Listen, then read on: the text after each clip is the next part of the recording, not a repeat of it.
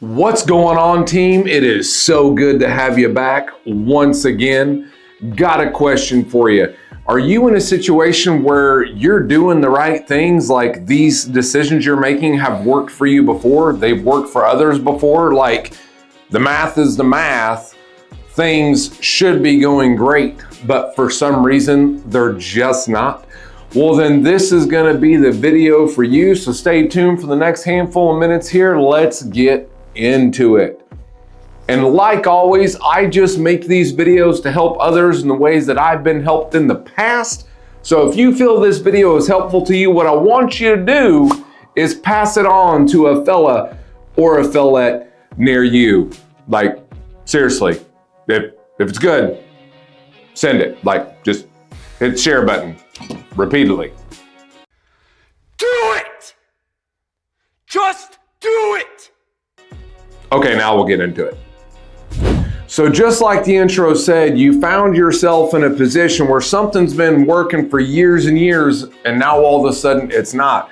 Or maybe you're just starting out and you know these are things that other companies like yourself have done that have worked, and all of a sudden it's not.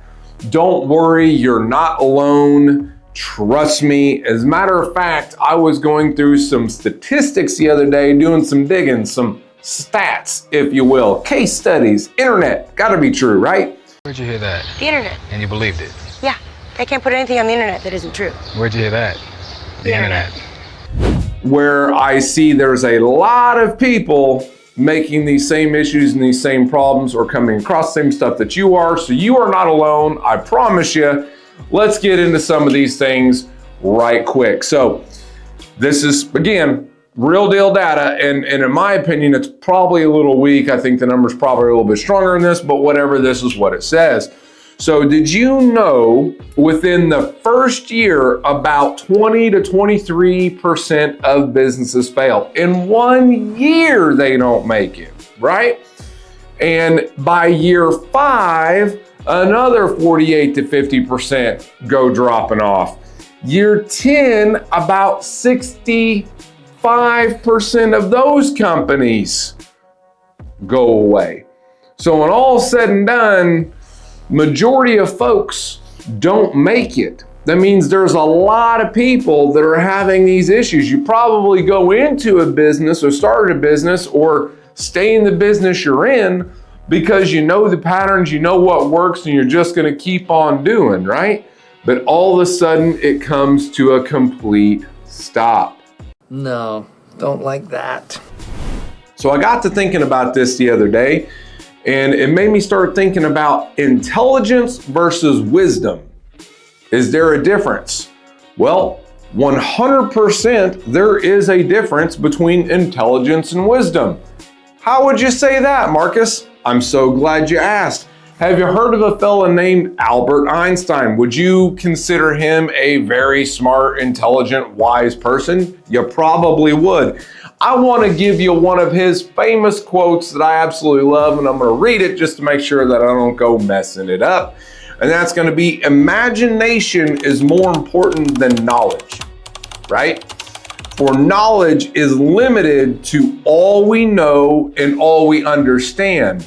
But imagination embraces all that we will know and understand, right? So in other words, if you're just doing something in repetition that's already been done before, great, you have knowledge, but maybe you're lacking a little bit of imagination, AKA wisdom. Well, when it comes to the business world, regardless of what level of it you're at, as things are always moving a little bit from day to day, month to month, year to year, week to week, whatever you want to say, right? Fairy dust.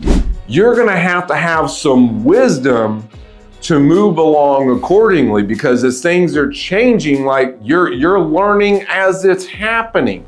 So in a business situation, or just life, honestly, in general, you can't just apply intelligence to the fact. So if you're probably wondering what I'm thinking, have you ever said the phrase, and don't say that you haven't said this, because 100% you've said it, or at least I've for sure I've said it, right? Boy, that person right there, they are book smart, but they are common sense stupid, right? Or something along those lines. You said it. So this is what we're getting into. This is what we're talking about. And you're probably thinking to yourself right now, Marcus, you know what would work really well so I can figure out what the heck you're trying to say? I'd like you to tell me a story or a parable, if you will. Well, phenomenal. I got you hooked up. No, God! No, God! Let's get into our story real quick. Have you heard of a fella named King Solomon?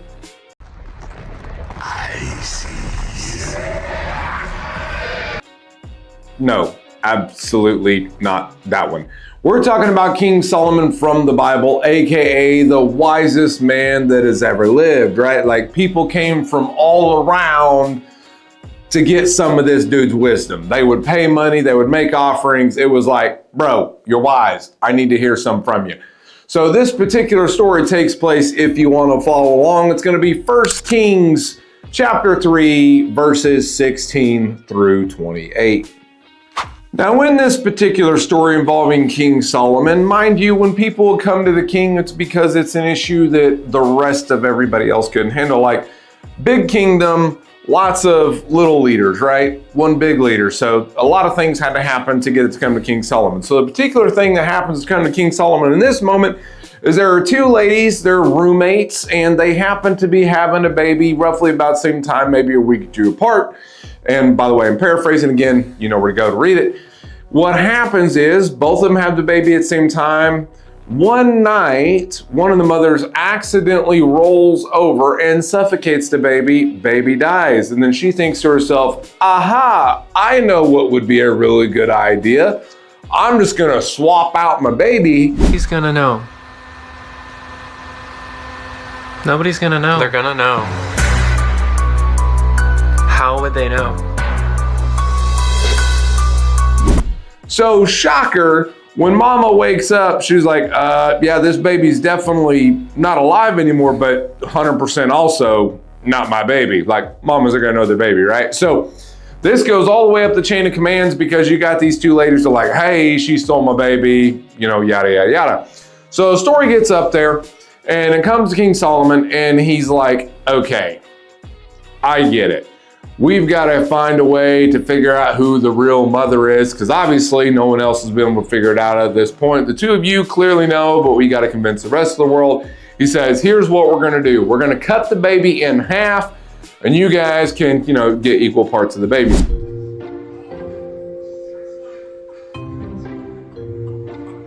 So the real mother, clearly, as any real mother would, is gonna say, as she comes up, she says, absolutely no, no, no, no, no. Whatever you gotta do, kill me, do whatever, let the baby live. She can have it. Like, she's like, absolutely 100%, whatever it takes to make the baby live, don't cut him, she can have him, right? Versus a mother that's already done some really ungood stuff. She's like, yeah, you know what? I'll take that deal. Make that deal. How about you bitch, you make that deal? I'd make that deal. Sounds like a good deal. Not a good deal. So King Solomon obviously in this moment knows, all right, you ain't the real mama, you are the real mama because you want to do anything to the baby live. Really, you gonna let me cut a baby? Like, what's wrong with you? So what am I getting to? Why am I telling you this? Like, what I want you to think about, this is where we are at in the majority of business. If you take the percentage, King Solomon, hindsight, you're like, yeah, obviously it would make sense that the real mom would want the baby to live. Well, yeah, but he's the only one that had the wisdom or the imagination to come up with such a crazy idea that clearly lines it out obvious who the mother is and is not. Versus everybody else. Remember, think of all the people that they had to get through that were smart business people, smart leaders, smart business owners that couldn't figure out a solution to this problem. Like, what we need to do now is get focused and stop pointing fingers. You're a problem. You're a real problem. They all had the intelligence to understand a baby is dead. We now have one of these two women is trying to say that a baby is theirs, it's not theirs. Like, They all understood and had the intelligence to figure out 2 + 2 = 4, but they couldn't be wise enough to determine who the mother was. And if you remember the statistics we went through a little bit ago, clearly and unfortunately, this is the way the majority of the business world operates. So leaders, if I haven't got your attention yet, let's really give me some attention right now. Ladies and gentlemen, can I please have your attention? We're gonna get into the top 3 reasons why businesses fail. And I want you to be thinking, are you or are you not in that particular camp? Are you or are you not struggling in these areas? Because they are, again, the 3 top reasons why all these companies struggle in the manner that we already went over earlier. All right, so the number 1 reason that companies fail, again, in the statistics we went through earlier, in other words, everybody fails pretty much always, a lot of times, even in the first year. So the number 1 reason they're going to fail is going to be for cash flow.